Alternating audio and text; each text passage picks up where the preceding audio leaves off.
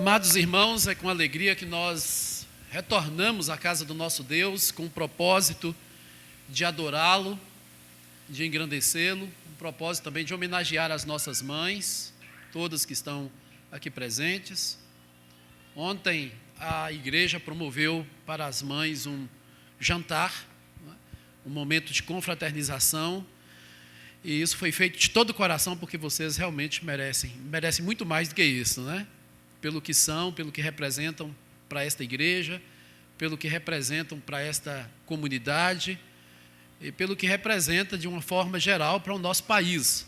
Mães são bênçãos, né? Então nós só temos mesmo que agradecer. Nesta noite eu vou estar trazendo uma mensagem para as mães e fazendo aí aplicações para a vida de Cristo, a sua morte, o seu sacrifício por nós, porque nós também hoje temos o culto de ceia do Senhor. Gostaria de chamar as crianças para estar vindo aqui à frente, juntamente com as irmãs que vão estar ensinando hoje. Pode estar vindo, nós vamos estar orando.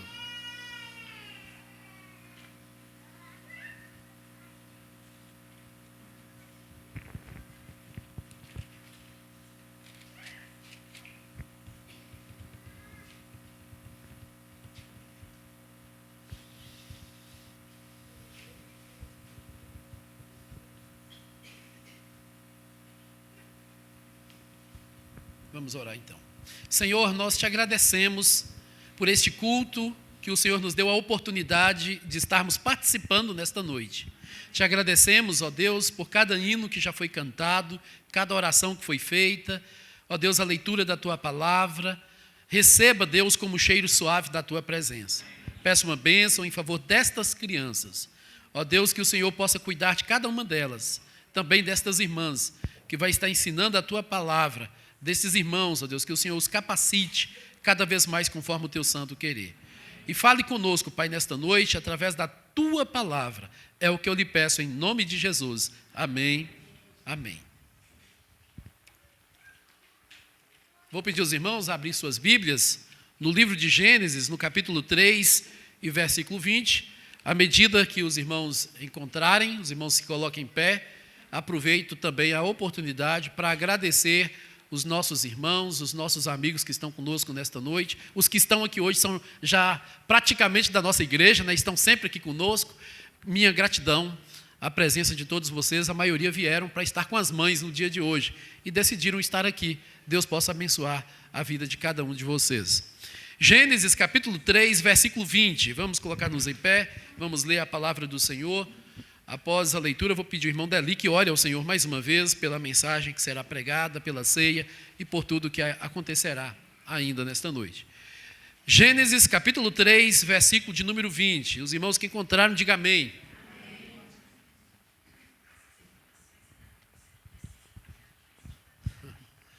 Gênesis capítulo 3, versículo 20.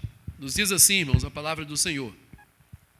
E deu o homem o nome de Eva à sua mulher, por ser a mãe de todos os seres humanos. Eu não sei se os irmãos têm alguma tradução diferente, mas eu vou repetir a minha tradução para que depois os irmãos repitam juntamente comigo, viu? A minha tradução diz assim: e deu o homem o nome de Eva à sua mulher, por ser a mãe de todos os seres humanos. Os que têm a mesma tradução que a minha, repita comigo, por favor. Vamos lá? E deu o homem o nome de Eva à sua mulher, por ser a mãe de todos os seres humanos. Amém? Oremos.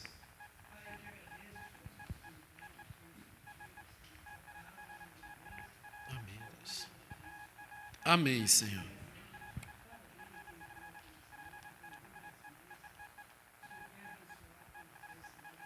Amém, Senhor.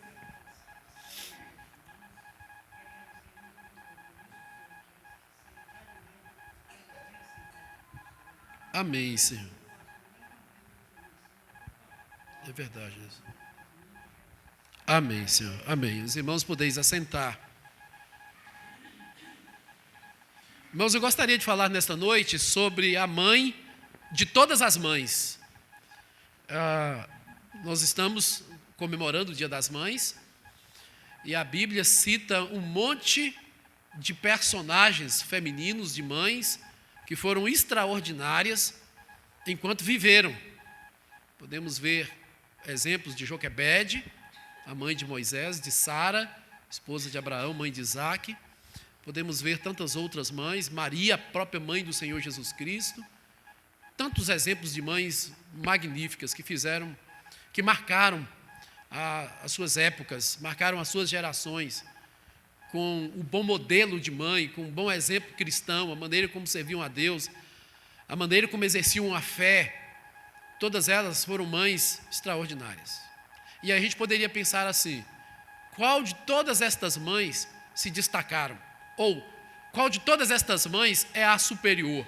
Qual de todas elas é a que sobressai? A gente poderia pensar assim. A gente poderia pensar em Sara, que foi a mulher de Abraão e que deu início ali, né, a genealogia dos hebreus. Abraão foi o pai da fé e ela automaticamente, como sua esposa, a mãe da fé. Poderíamos pensar em Maria, a mãe de Cristo, a mãe do Senhor Jesus, não é? Ela que foi bem-aventurada, foi escolhida para ser o meio pelo qual Jesus viria a esse mundo. Ela foi escolhida para ser a mãe do Salvador. Só que nenhuma destas mulheres teria existido se não existisse Eva. E por isso que eu gostaria de dar um foco nesta noite exatamente sobre esta mulher, a mãe de todas as mães.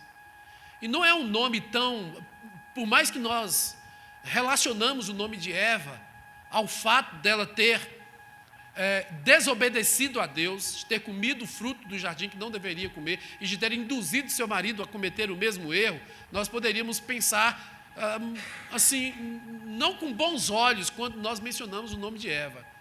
Mas não foi algo tão ruim. A prova disso é porque temos ainda hoje muitas mulheres que adotaram este nome de Eva.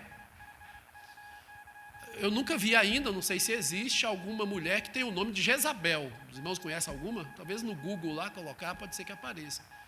Mas mulheres que não marcaram as suas gerações, que tiveram uma influência muito ruim, certamente essas não tiveram os seus nomes copiados, mas Eva teve. E ela só não teve mais ainda porque, infelizmente, o seu nome é relacionado a alguém que, por causa dela, o pecado entrou na raça humana. Mas alguns fatores positivos aqui que nós podemos tirar da vida de Eva, como a primeira mãe. Algumas peculiaridades que era próprio da vida dela. Vejamos alguns exemplos. Por exemplo, Eva, ela é a maior de todas as mães, pelo fato dela ser a primeira. Primeiro o quê? Primeira mulher, primeira noiva, primeira esposa, primeira mãe. E lá no capítulo 4 de Gênesis, depois que Caim se casa, ela se torna a primeira sogra também. Eva, ela é a primeira e única que veio do homem. Todas as outras mulheres que existem no mundo e todos os homens que existem no mundo vieram de uma mulher. Eva não veio de uma mulher. Ela veio de um homem. Ela veio a partir de um homem. Ela foi também a primeira a cair em pecado. E por isso, até hoje, ela carrega essa culpa. Até hoje, quando pensamos no pecado ter entrado na raça humana, nossos pensamentos, eles são dirigidos a Eva. Mas há um detalhe. Quando eles pecaram e se esconderam da presença de Deus, tanto Eva quanto Adão, e que Deus vem no jardim passear, Deus chama por Adão. Ele era o responsável por ela. Irmãos, se voltarmos para o livro de Gênesis, quando Deus cria o homem e o coloca no jardim do Éden, para que ele pudesse conduzir, administrar todo o Éden, Deus disse para ele que ele poderia comer de tudo, menos da árvore do conhecimento do bem e do mal, e também da árvore da vida que lá estava. Destas duas árvores, Adão não poderia comer daqueles frutos. Tirando isso, de todas as outras, ele poderia participar. Quando Deus concedeu Eva a Adão, ele já havia dito isso para Adão. Não disse isso para Eva, disse isso para Adão. Agora, nós entendemos, irmãos, que quando a serpente tenta enganá-la, ela diz, olha, de todas as árvores, nós podemos comer, menos desta. Ela sabia, Adão que a orientou a respeito daquelas duas árvores. Mas ela desobedeceu. Ela comeu do fruto que não deveria comer. E ela, além de tudo isso, induziu o seu marido para que ele comesse também. Talvez faltou uma informação melhor para ela a respeito daquelas árvores. Mas algo errado aconteceu. O projeto estabelecido por Deus para o lar, para a família, naquele dia, infelizmente, entrou um outro projeto diabólico, um projeto do mal, que a partir daquele momento eles perceberam que estavam nus, eles fugiram da presença de Deus, porque esta é que é a grande tendência de quem está longe de Deus, é de fugir, é de fazer as coisas no escuro, é de não querer estar à luz, não querer fazer nada claro. Tudo que é escondido, a gente sabe que há um cheiro de pecado no ar. Então, esse projeto estabelecido por Deus, projetado por Deus para o lar, infelizmente, quando esse casal deixou de firmar-se no projeto estabelecido por Deus e deu ouvido a um projeto diabólico, um projeto animal, terreno e diabólico, aí as coisas mudaram a partir daquele dia. Quando nós voltamos, irmãos, mais uma vez para a situação desta primeira mãe, então ela foi a primeira a perder a comunhão com Deus. Foi a primeira mulher a perder a comunhão com Deus. Foi a primeira mãe que sentiu a dor da perda de um filho, e uma dor terrível pela maneira que esta morte aconteceu, não é? Onde um irmão tira a vida do outro irmão. E depois de tudo isso a gente percebe as consequências, o sentimento de culpa, porque o sentimento de culpa, ele só veio a partir do pecado. Por que as pessoas hoje, elas têm esse sentimento de culpa? Porque têm consciência de que fez algo errado. E o fato de ter a consciência de que fez algo errado é exatamente uma prova de que herdou essa natureza pecaminosa. Mas há alguns outros detalhes aqui, irmãos. O versículo 20, o nome de Adão, quem deu foi Deus. Adam, que significa terra vermelha. Onde aquele versículo diz que ele era pó e ao pó ele voltaria. Porém, Eva, ela não veio da terra. Ela veio do homem. E quem deu o nome para Eva não foi Deus. Foi o seu marido, foi Adão que deu o nome para ela. E por incrível que pareça, irmãos, no hebraico, o nome de Eva significa vida. E o que isso quer dizer? Como Eva, ela foi a razão, ela foi a causa do pecado ter entrado na raça humana, Adão lhe dá um nome que resgata o direito de transmitir vida. Irmãos, alguma coisa estava acontecendo a partir desse momento. Não podemos olhar para esta primeira mãe, uma mãe maravilhosa, com esse olhar de acusação, esse olhar com esse pensamento ruim a respeito dela, pelo fato de ter sido a razão pela qual o pecado entrou na raça humana. Mas, a partir do momento que isso aconteceu, onde Adão dá-lhe o nome de Eva, vida, e Gênesis capítulo 3, versículo 15, muda todo o curso da humanidade. Por esse motivo, é que Eva é a maior de todas as mães, e eu gostaria de destacar apenas 2 motivos. O primeiro motivo é porque ela é mãe, Eva é maior de todas as mães, porque ela é a mãe de todos os que vivem fisicamente. Pensa no ser humano aí no fim do mundo. Não importa a cor da pele dele, o tamanho, a estatura, não importa a sua raça. todos os seres humanos que vivem, que viveram e que hão de nascer, isso só será possível por causa da primeira mãe, que é Eva. Aí a gente volta, irmãos, lá, por exemplo, em Gênesis capítulo 6, quando Deus, ele decide destruir a raça humana. Então, ele pede que Noé construa uma arca. Veio um grande dilúvio, todos sabem disso. A partir do grande dilúvio, naquele grande dilúvio, somente 8 pessoas se salvaram. Noé, sua esposa, seus 3 filhos, suas 3 noras. 8. Aí a gente poderia pensar o seguinte: então, a raça humana que vinha de Eva parou por aí. Não parou, porque os oito que a partir deles deram sequência à vida na raça humana, vieram de Eva. O fato da gente entender que todos os seres humanos que existem são filhos desta primeira mãe, Eva, nos leva a pensar na seguinte situação: não há motivo nenhum, irmãos, não há motivo nenhum para que as pessoas se julguem superior umas às outras. E isso acontece. Mas sabem as asiáticas lá, as europeias, as do continente sul-americano que nós estamos aqui? Todos os seres humanos são filhos de uma mesma mãe. E isto nos faz iguais. Então não há motivo nenhum para as pessoas se julgarem superiores umas às outras. Dá para entender, irmãos? Todos viemos de um mesmo lugar. Filhos de uma mesma mãe e de um mesmo pai. Gênesis 1, versículo 27, versículo 28, nos diz assim a palavra do Senhor.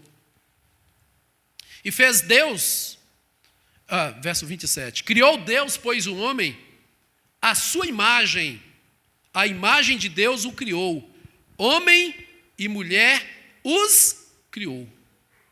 E Deus os abençoou e lhes disse: sede fecundos, multiplicai-vos, enchei a terra.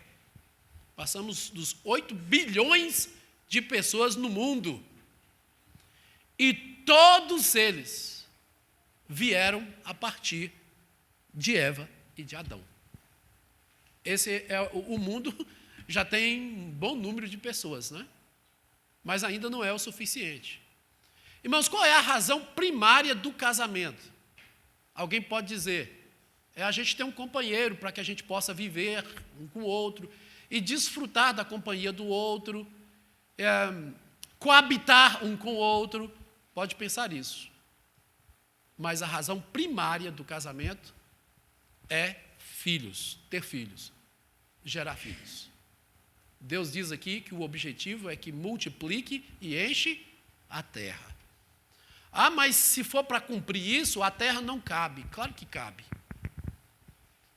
A gente vai daqui, por exemplo, daqui Minas Gerais, o território de Minas do jeito que é.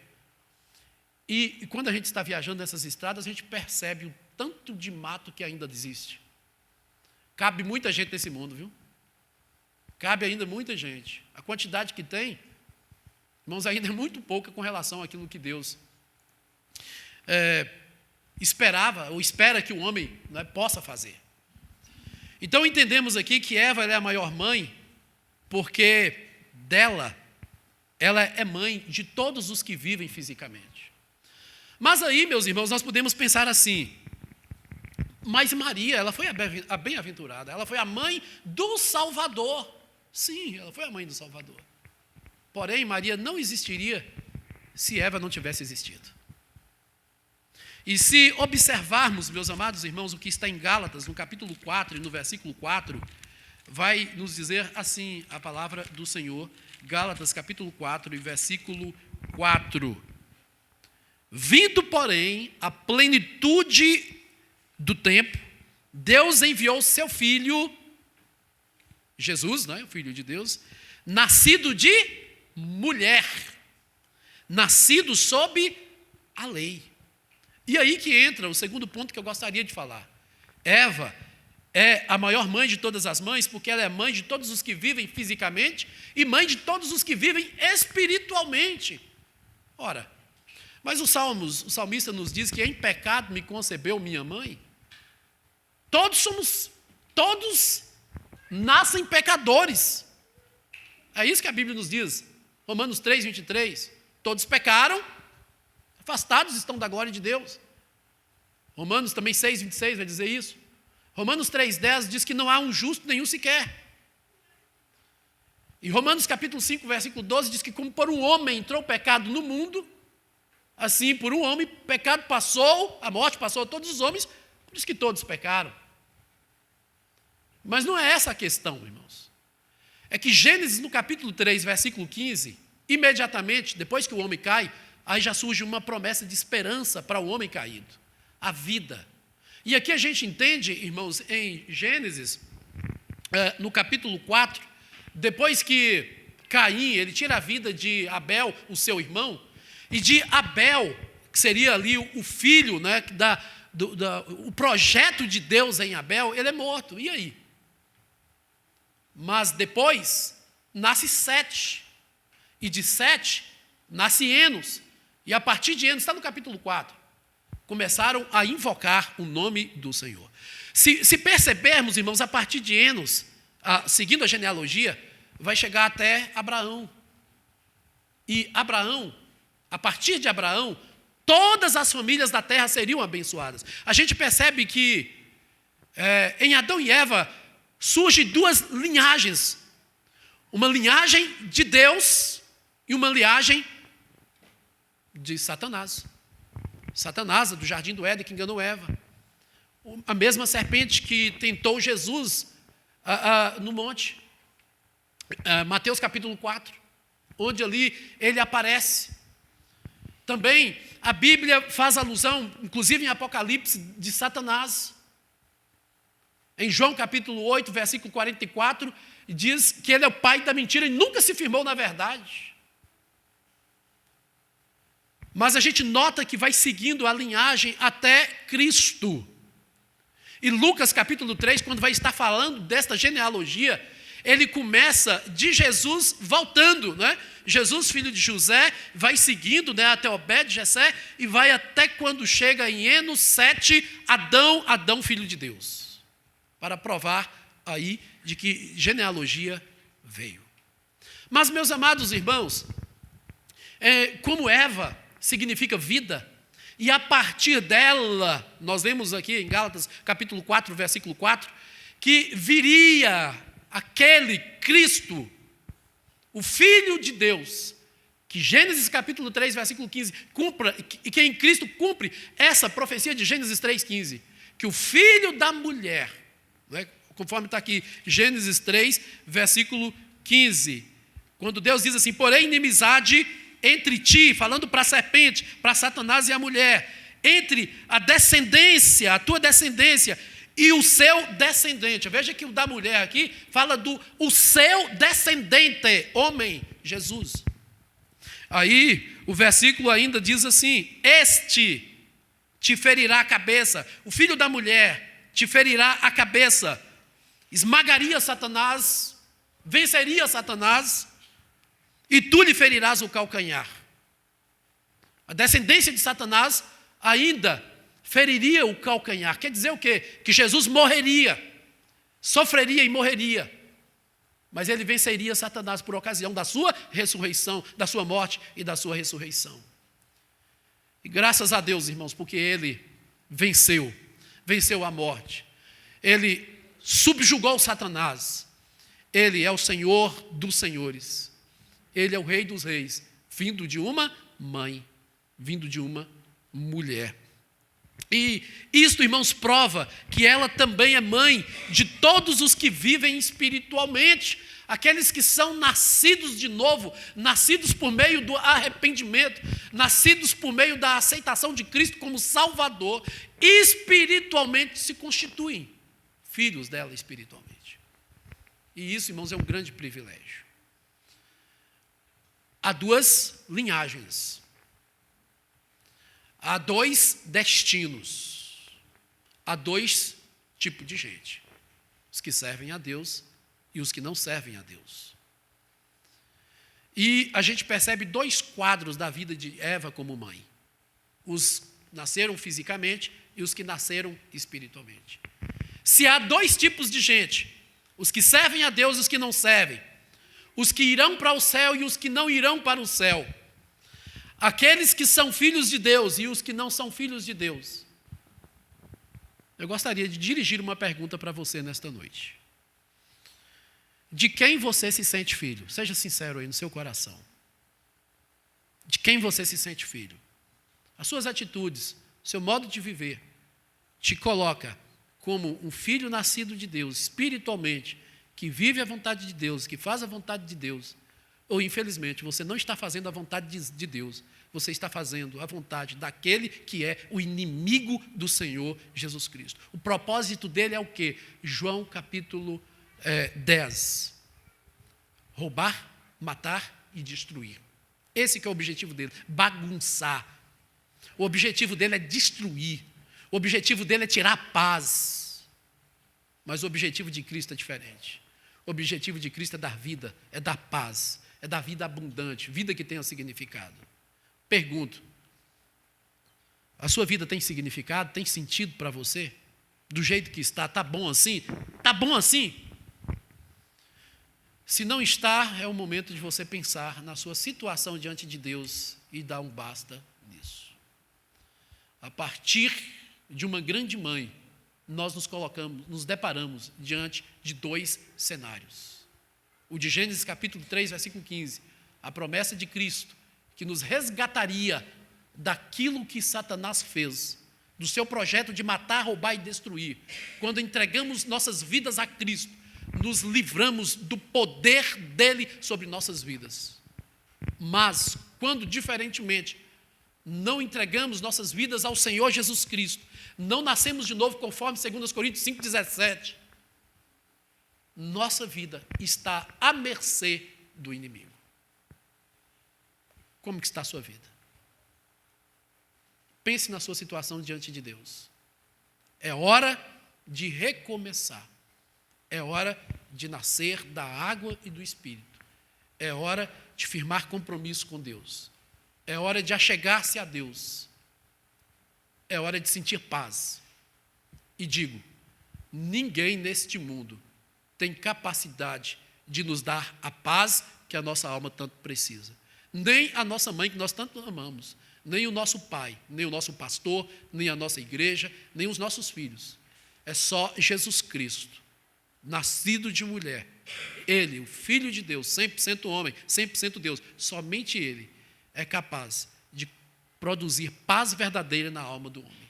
Caso contrário, você pode procurar onde você quiser, você não vai encontrar. O vazio continuará e continuará até o túmulo, se você não se arrepender e não se voltar para o Senhor. Pense nisso. Pense na sua situação diante de Deus. Vamos orar. Pai, nós te agradecemos pelo que o Senhor fez por nós por meio de Jesus Cristo, pelo teu grande amor demonstrado por nós na cruz do Calvário.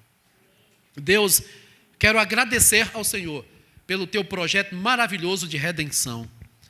O Senhor usou mulheres, mães, ó Deus, que tiveram uma influência tão marcante para os seus filhos e para as suas gerações. De mulheres assim, abençoadas, de mães abençoadas. Ó Deus, como Maria, veio Cristo a esse mundo. E veio com o propósito de resgatar todo ser humano para si, de nos resgatar dos nossos pecados para si. Quero lhe agradecer, Deus, pela vida destas mães que nos abençoam através de suas histórias. E quero lhe agradecer também pelas mães da nossa igreja, pela vida de cada uma delas, pela preocupação que elas têm em ver os seus filhos te servindo, pelo desejo que elas têm no coração de ver a família servindo ao Senhor. Ó Deus, muitas das nossas mães que tiveram exemplos extraordinários em nosso meio, já estão com o Senhor, desfrutando, Pai, das bodas do Cordeiro. E temos conosco, Pai, algumas outras mães aqui. São elas que muitas vezes nos inspiram, ó Deus. Pedimos que o Senhor possa abençoar abundantemente a vida das tuas servas. Deus, sei que o maior presente que um filho pode dar para a sua mãe é quando este filho entrega o coração, não para a mãe, mas para o Senhor Jesus. Quando os filhos agem assim, a alegria transborda no coração de suas mães. Ó Deus, peço que o Senhor continue usando estas vidas para estar ensinando as mais novas, ajudando as mais novas, orando pelos filhos e insistindo, ó Deus, na pregação da Tua palavra e no testemunho da Tua santa palavra. Continue, Deus, conosco, nos abençoando, nos guardando, nos sustentando, nos protegendo, conforme o Teu santo querer. É o que eu lhe peço, Pai, em nome de Jesus. Amém. Amém. Irmãos, nós vamos cantar o cântico, vem desfrutar do amor de Deus. Irmã Jéssica está por aí? Está não, né? Você mesmo dirigir.